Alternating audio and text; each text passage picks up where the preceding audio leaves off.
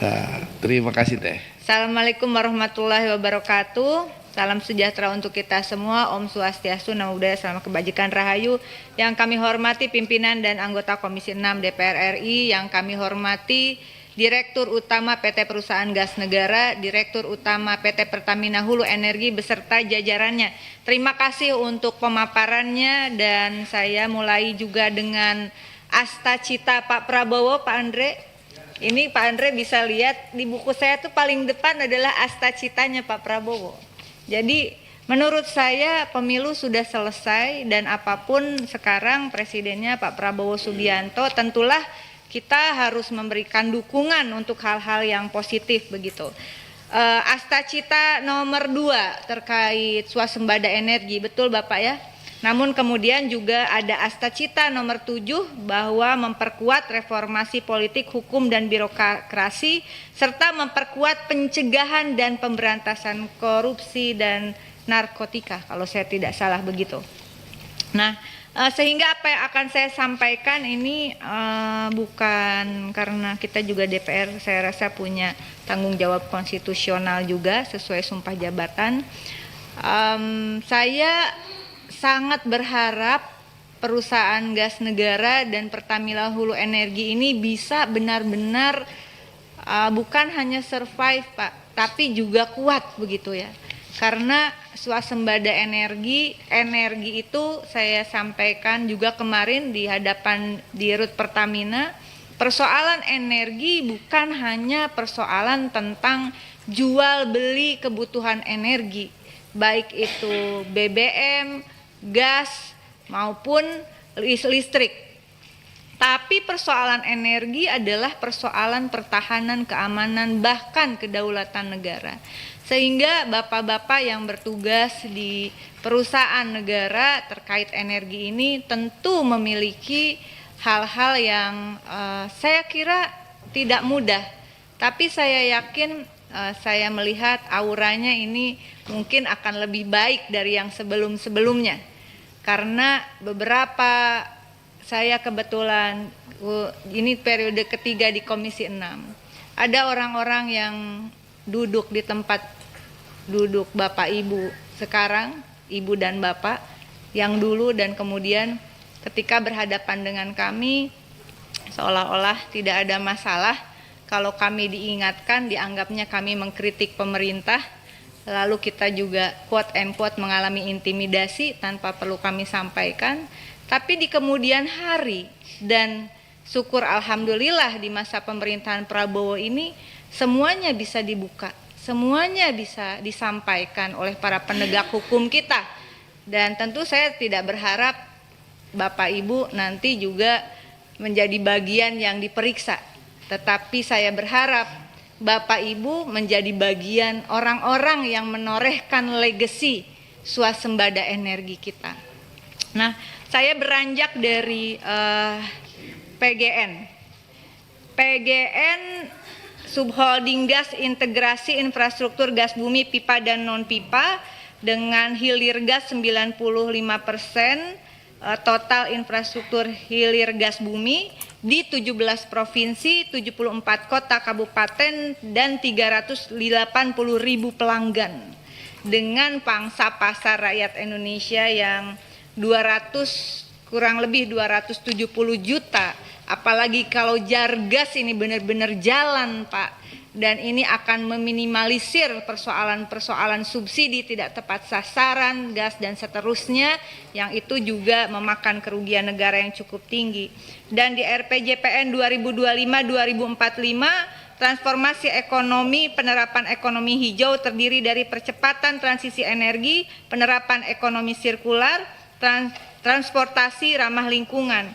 PGN sebagai nasional gas agregator, saya sangat mendukung PGN sebagai nasional gas agregator menjadi mitra strategis pemerintah untuk swasembada energi dan penerapan ekonomi hijau. Sekali lagi ini mandat dari cita-cita Presiden, Asta Cita nomor 2. Kemudian di sisi lain tentu hal-hal lain kami sangat mendukung Bapak, karena 2023 itu anggaran subsidi LPG sampai di 117,85 triliun, dan kemudian Indonesia juga merupakan eksportir LNG terbesar di dunia. Namun pada 2024 ini nanti tolong kami jelaskan apa perbedaan impor dan ekspor dari yang Bapak hasilkan untuk publik juga supaya lebih jelas, Pak. Apa itu LNG, apa itu LPG, singkat saja, Pak. Singkat saja, total impor gas alam 6,9 juta ton LPG, dan ini diperkirakan ada loss devisa senilai 63,5 triliun dengan asumsi harga LPG 580 US dollar per ton dengan kurs 16.000 begitu.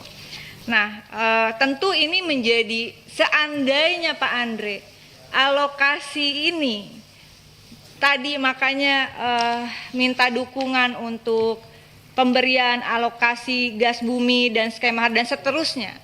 Ini ada potensi alokasi yang seharusnya itu kita tidak untuk impor, tetapi kita dorong bagaimana PGN ini menjadi lebih kuat.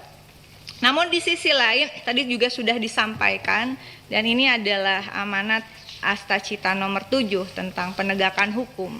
Apa yang terjadi pada PGN dan juga hulu energi di waktu-waktu lalu bukan sesuatu yang lalu kita hentikan untuk bicara, karena akibatnya ditanggung oleh manajemen yang sekarang. Dan manajemen yang sekarang saya kira juga membutuhkan dukungan Komisi 6 terhadap penyelesaian dari kasus-kasus terdahulu. Jangan biarkan mereka yang sedang berusaha dengan jiwa merah putihnya ini tidak mendapatkan dukungan dari Komisi 6 atas kasus-kasus terdahulu di zaman pemerintahan yang lalu, bahwa dikatakan saat itu PDI Perjuangan katakanlah menang, kalau secara partai sekarang juga menang. Tetapi ini bukan persoalan partai menang atau tidak menang, atau presidennya dari mana. Tetapi kami juga sudah diperintahkan bahwa kami menjadi mitra strategis, sehingga persoalan-persoalan di masa lalu yang sekarang diungkap dengan baik oleh pemerintahan Presiden Prabowo, tentu kami harus memberikan support untuk lebih detail dan dibuka kepada publik. Laporan BPK 2017 semester 1 2022, tolong nanti disampaikan perkembangannya Bapak. Mangkraknya terminal gas alam cair Teluk Lamung Surabaya, kemudian rugi penyimpanan dan regasifikasi terapung FSRU Lampung. Kalau Bapak Ibu mengecek di googling saja Pak, sejak tahun 2018 saya sudah berjuang untuk mengungkap kasus FSRU Lampung. Rike Dia Pitaloka FSRU Lampung 2018. Ini ada kesalahan strategi manajemen di hulu Saka Energi yang membeli blok migas 2013-2015 dengan kerugian rata-rata 50 juta US dollar dalam 5 tahun. Dan tadi disampaikan oleh Bapak, terjadi sekian tahun lalu, tetapi manajemen sekarang ini harus mengatasinya. Tentu saja kita memberikan support. Dan kemudian juga ada akuisisi oleh PT Saka Energi Indonesia lebih tinggi, ini laporan BPK ya, 56,6 juta senilai setara dengan 852 miliar di 3 wilayah kerja migas Ketapang dan Pangkah di lepas pantai Jawa Timur, betul Bapak? Kemudian Fasken Texas US tadi sudah disampaikan oleh Bapak. Ini kesalahan manajemen yang lama, tetapi manajemen yang sekarang saya kira juga tidak akan lepas tangan, dan pimpinan dan Komisi 6 DPR RI mereka sedang berjuang untuk bertahan dengan keadaan keuangan yang juga digandoli atau terbebani oleh kasus-kasus lama.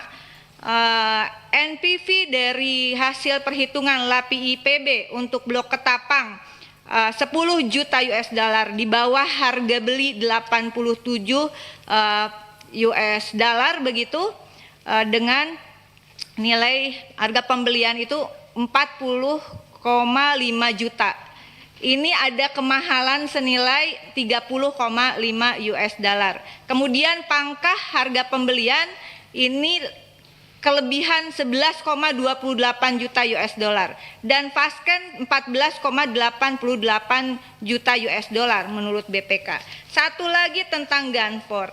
Ganfor ini juga Bapak Mas Andre, saya kira butuh dukungan. Agak yang dari awal saya mencermati kasus Ganfor ini ada kerjasama antara PGN dengan Ganfor. Saya nggak tahu itu. Dulu tuh Haryo kalau duduk di situ macam orang bener aja, sorry ya bulan puasa nih. Astagfirullahaladzim. Ya. Tapi bagaimana bisa ada substansi kontrak yang mempertaruhkan bukan hanya perusahaan negara tapi mempertaruhkan negara begitu? Tidak bisa suplai kargo PGN, betul Pak? PGN yang harus dan mereka belum bayar dong ke kita. Izin ya langsung. Izin langsung ya.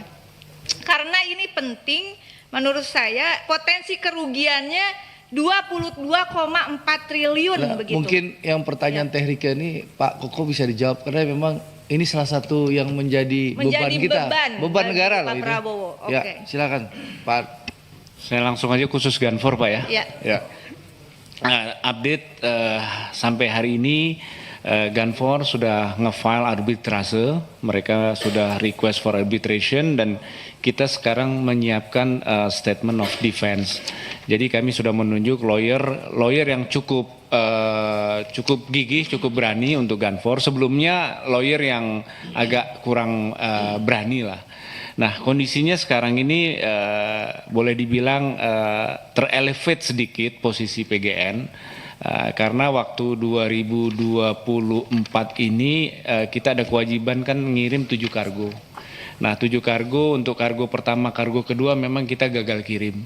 Tapi once kita punya kargo ketiga, keempat, kelima untuk bisa ngirim, mereka malah menolak, tidak mau menerima dengan alasan mereka sudah procure sendiri, sudah melakukan pengadaan LNG sendiri. Dan konsultasi kita dengan lawyer kita bahwa sebetulnya syarat perjanjian antara PGN dengan Ganfor ini adalah mereka beli dari kita dan mereka harus menunjukkan buyersnya mereka. Buyersnya mereka itu menunjukkannya ya dengan adanya sales purchase agreement antara Ganfor dengan buyersnya karena mereka kan trader juga. Nah sampai sekarang memang mereka belum bisa menunjukkan dan spesifik tempat yang harus di deliver to LNG adalah di Jepang. Tapi mereka ini kemarin baru kirim macam-macam, ada di Cina, ada di Korea, ada di Jepang, dan ini yang malah menguatkan posisi kita. Masih 50-50. Nah tadi Ibu Rike bilang ruginya 22 triliun. Itu kalau kita melakukan willful misconduct. Willful misconduct itu artinya kita mengabaikan sama sekali kontrak antara Ganfor dengan PGN. Artinya PGN tidak ada upaya sama sekali untuk mencari. Sekarang izin pimpinan berapa kira-kira kerugian? Mereka baru ngeklaim sekarang ini terakhir 74 juta US dollar. 1 T lah. Tapi belum selesai Bu ya prosesnya ya. Nah ini yang akan kita terus update day by day ke komisaris, ke kita semua. Ini pelajaran berharga sekali tentu saja pimpinan, juga untuk kita Komisi 6 dalam politik pengawasan. Bagaimana mungkin tadi sebetulnya posisinya juga, maaf kalau saya mengatakan ada indikasi untuk menjebak begitu ya. Tetapi ini juga karena mungkin tim hukum dari PGN khususnya untuk bisa lebih diperkuat ya. Bayangkan waktu itu ya, ketika kalau tidak salah kargonya itu total 32 kargo untuk sampai di 2024 ya. 2024 sampai 2027 ya. Nah, ini saya tidak bisa membayangkan kalau kemudian saya terima kasih loh Pak Dirut fight betul untuk Ganfor ya. karena di rut yang lama saya tahu dia nggak fight. Ya, seperti juga wajahnya, maaf. maaf. Ya, karena jadi ini menurut saya persoalan Gunvor ini tidak bisa dianggap sebelah mata, Pak. Karena ini menjadi citra bagi Indonesia sebagai sebuah bangsa, sebagai sebuah negara. Bagaimana bisa quote and quote diakalin seperti itu? Tadi disampaikan bahwa dalam sales purchase agreement harus ada PGN bisa melihat siapa buyersnya. Betul Pak ya? Lalu kemudian spesifikasi tempat deliver LNG-nya di Jepang. Ini 2 poin penting menurut saya, dan mudah-mudahan ada media yang mengutip ya, bahwa ada indikasi Gunvor pun quote and quote mencoba untuk tidak patuh pada agreement yang ada. 2 poin tadi saya ulangi karena ini penting. Ternyata berarti Gunvor tidak membuka siapa buyersnya ke PGN. Padahal itu ada dalam kontrak, betul Pak. Yang kedua adalah spesifik tempat deliver yang tertulis di dalam kontrak adalah Jepang. Betul Pak. Tetapi kemudian PGN malah harus disuruh kirim ke Cina, Korea dan segala macam. Ini hitungan tentu jadi beda lagi begitu. Dan ketika PGN di dalam pengiriman ketiga dan seterusnya akan mengirim, mereka mengatakan mereka sudah menanganinya sendiri. Nah, mohon dukungan juga tentu dari, saya nggak tahu, Kementerian Luar Negeri saya kira juga apakah memberikan support untuk katakan memberi ini karena udah di The London Arbitrase ya Pak ya. Sehingga ini juga membutuhkan dukungan full. Saya kira Mas Andre PGN tidak bisa sendiri dalam hal ini karena ini membawa wajah Indonesia begitu ya. Kalau ini kita berhasil, orang nggak bisa seenak-enaknya lagi memperlakukan kontrak internasional seperti ini. Yang terakhir mengenai PHE, mohon maaf agak panjang. Ini PHE Pertamina Hulu Energi Pak, ada subholding upstream temuan cadangan minyak gas bumi di Bekasi Pak, dapil saya Pak. Mohon perkembangannya seperti apa? Rate minyak 402 BDPD, rate gas 1,09 mmSCFD, kedalaman 2590 mmD ya.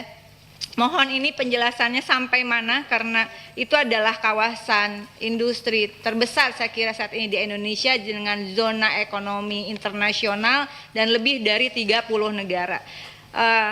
Kali ini benar-benar terakhir. Ada investasi dari Asabri dan Taspen di Pegas atau PGN ya, Bapak dari PGN. Taspen ini membeli saham di tahun 2015 senilai 4.000 sampai 5.000 per lembar begitu, dengan total investasi 400 miliar. Nanti mohon untuk perkembangannya seperti apa, karena izin kami ingatkan bukan di zaman Bapak, tetapi mohon dukungannya Pak, karena uang yang diinvestasikan itu adalah uang potongan iuran dari PNS per bulan 3,25% untuk tabungan hari tua dan pensiun 3,25%. Uang ini adalah dana amanah saya kira, karena ini potongan upah dari para pekerja. Demikian pimpinan, mohon maaf kalau terlalu panjang. Mudah-mudahan kita bisa, saya memberikan dukungan penuh terhadap swasembada energi, dan tentu saja PHE dan juga PGN bisa lebih bertahan lagi ya. Selamat berjuang. Wallahul muwaffiq ila aqwamit thoriq. Wassalamualaikum warahmatullahi wabarakatuh. Waalaikumsalam warahmatullahi wabarakatuh. Jadi Gunvor itu tolong Bapak laporkan secara berkala kepada kami di Komisi 6, dan memang kalau butuh dukungan politik kita di Komisi 6 tentu akan memberikan dukungan Pak, karena jangan sampai negara kalah dan negara rugi karena tidak profesionalnya pendahulu Bapak ya. Ya. Izin Pak Ketua, Pak Andre, saya info aja bahwa kita sudah memprovisikan. Jadi laba kita nanti di 2025 ini belum final Pak ya, masih dalam proses. 2024 ini Q3 kita sudah oke lah di atas target ya. Itu sudah termasuk dengan pencadangan provisi kerugian Ganfor ini yang sebesar 73 juta. Bapak Jadi kita sudah cadangkan kerugian 1T itu. 70. Oke. Ya, tapi tolong itu dikonsultasikan juga Pak ke aparat penegak hukum Selalu Pak. ya, supaya jangan sampai nanti Bapak pensiun nggak tenang Pak. Ya, baik. Selanjutnya kepada batik kuning yang viral kemarin. Enggak. Tolong dong itunya kameranya ke sini. Ya, itu. Ya, silakan Bapak batik Mbak kuning. Mudah-mudahan Pak kita Heron. semua terhindar dari segala fitnah. Terima kasih. Bismillahirrahmanirrahim. Assalamualaikum warahmatullahi wabarakatuh. Pak Andre dan seluruh anggota Komisi 6 yang saya hormati.